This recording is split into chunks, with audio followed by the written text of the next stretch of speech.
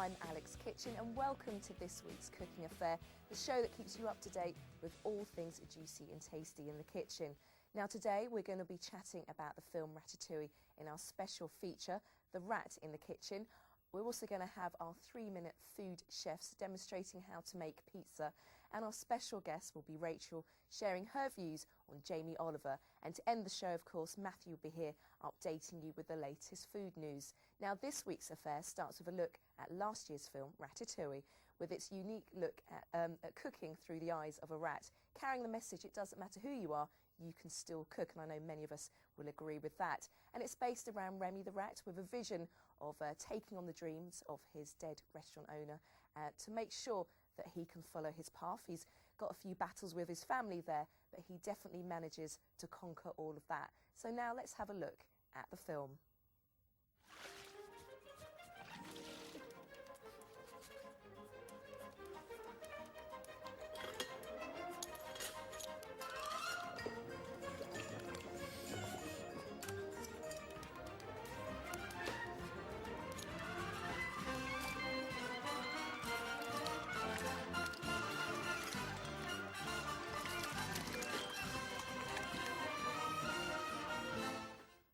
Brilliant. Now today I'm joined by Nicola, one of the cookery teachers from Bawdrey School. Now we've just had a look at the film there, and I believe that you've been using that in a way of kind of getting some of your pupils cooking. Yes, I have. Because before, obviously in school with small children, it's very difficult to get them really enthusiastic about proper cooking. I mean, they're interested in Rice Krispie cakes, ice cream biscuits, that kind of fun stuff. But after watching Ratatouille, they're a lot more enthusiastic about some proper traditional foods like pasta. And do you think it's a good way to use things like films of, you know, trying to encourage pupils to kind of get into food when they probably may not be that interested? It definitely does. I mean, because everyone's got their favourite TV character they want to be like, and I mean, as we've seen by the film, Remy's a pretty cool rat, and the kids really just want to be like him, really, so it really definitely helps. What were some of the classic dishes they were coming up with? Well, obviously a lot of the kids wanted to try Ratatouille, which was, you know, pretty good, which obviously they're using like leftover vegetables and stuff, and so it's making them really creative with recipes and stuff. And I even had a kid come out with a shepherd's pie last week. That was pretty impressive. Excellent. Now, and of course, if they're cooking, it's healthier that way, isn't it? You know, there's less of the kind of wrong ingredients, and they have a bit more control over it. Do you think that's a good thing? So actually learning the sort of process of cooking. Yeah, I mean, definitely. If you go to a supermarket and get a microwave meal or whatever, you've got all the preservatives and ingredients, and this way they're definitely learning to make food a lot healthier, and it's a lot better for them in the long run. Now, is this something you think that you're going to use, kind of looking at films which do have a little sort of feature about food and kind of encourage the pupils to get in the kitchen and try something? I think there's definitely the better way to go is through using films, and definitely the animation as well. It's just definitely inspires children. And have you seen more of them actually carry on from the classes that you're teaching to carry on and you know, take it forward with maybe some further education in it? Well, obviously it's only a recent release, so I've not seen that much progression yet, but a couple of kids have been telling me they're going to be auditioning for proper, like, top-notch food schools after the course is finished. So brilliant. Well, thank you for joining me, and I hope it goes well. Now, from messy children and animals to our own messy makers, Joe and Sam, who this week have been making pizza with a slight twist. Hi, I'm Joe McJoe. And I'm Sam Sung, and you're watching 3 Minutes of Food. Today, we'll be making pizza. That's right, Joe. First off, you'll need dough, but we don't have any, unfortunately. You can either buy some from Tesco, or you can be adventurous and make some yourself. Now, to make dough, you'll need yeast, flour, water, and a little bit of olive oil and sugar. Firstly, you need to add the yeast to the warm water. In a separate bowl, sift the flour and stir in the sugar and olive oil. Make a well in the dry ingredients and then pour in the yeast mixture.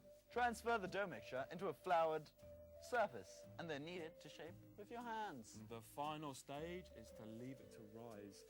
And when it's risen, you can put it in the oven to cook. Cool. Once cooked, it should look something like this. It sure should, Sam. Then it's time to add your toppings, and first we're going to start off with some tomato puree for the base. And some cheese bits. Need some more cheese now, Sam. I'm going to use the holy variety. I'm quite partial to that variety. And if you're feeling spicy, then you can always add some spices. And some more cheese. Well, you know, pizza isn't pizza without a ham slice. I'm quite keen on those ham slices. And with ham, you definitely need some tomato. Of course, when you have ham, you can make Hawaiian, Sam, by just adding pineapple. And with pineapple, you definitely need sweet corn. Sweet corn, you say?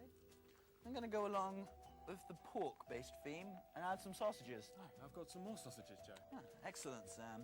That's very good. Now, most people use small olives, but today we have large black olives. They're quite delicious and also quite rare, so we're lucky. It's quite controversial, Joe, but I like some fish on my pizza. Fish, you say? Well, add some garlic, Sam. Garlic tends to complement the flavour of fish delightfully. It does, though. It does. Right, I just have some more pineapple. And let's put some more ham on there for good luck. And then, last but not least, one more black olive. One more black olive, guys. Right, with all your toppings now on the pizza, it's time to put it in the oven. The oven's pizza. It's a bit heavy there, Joe. Takes about 15 minutes to cook at around 220 degrees. Let's put this baby in. Oh, it's a bit Right. hot. Oh, That's our oven. it's like a furnace in there. And What here's an oven. one we made earlier. Looks pretty tasty, doesn't it, Joe? It sure does, Sam. It sure does. Now, thank you for watching 3 Minutes of Food. That's all we've got time for today. Back to you in the studio. Time for a slice, I say. Sweet.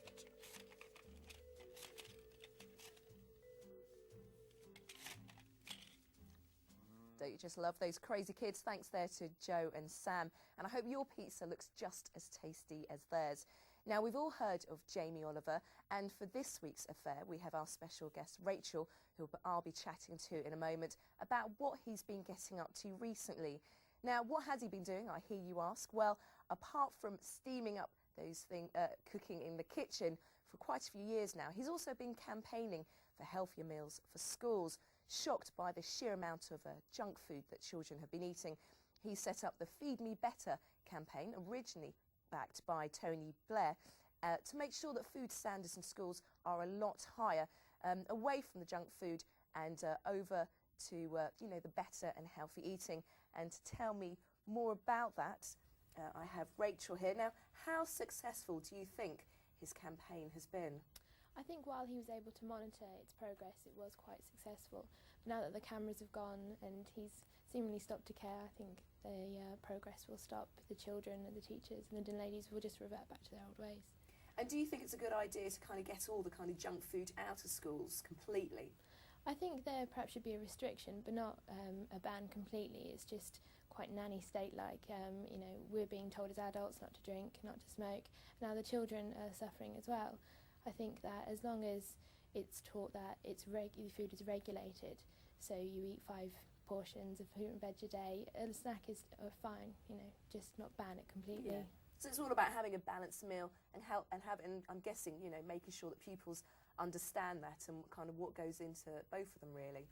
Yeah, definitely. I mean, exercise as well. PE needs to be, foregrounded in the school. It's not just about, eating a chocolate bar and, that's really bad. You've got to realise that as long as you exercise after it, it's completely fine. Completely. We all like a chocolate bar or chocolate cake in my case. And also, as well as looking at, the food, the campaign, I'm guessing should also be taking on about exercise, the whole kind of balance there. Oh yeah, definitely. I mean, it's also up to parents to, make sure their kids are active out of school as well, not just through PE lessons. And, this campaign was on Channel 4, sort of Jamie Oliver's kind of, viewpoint on kind of moving these things forward. Do you think it's a celebrity's role to do this sort of thing? I don't think it's his role, but I don't think the campaign would have gotten as much coverage if it was just a parent. But I still don't think he's the right man for the job. I think that a lot of people would feel less intimidated, say, if a woman celebrity went in, because, even now, children and, eating is still very much associated with the woman and domesticity. So I think that, he's just in for the money, and it's obvious that he's getting a lot of coverage from the school dinner campaign. Brilliant. Well, thank you for joining me. We're now going to go over to Matthew, who's going to have some more food news for us.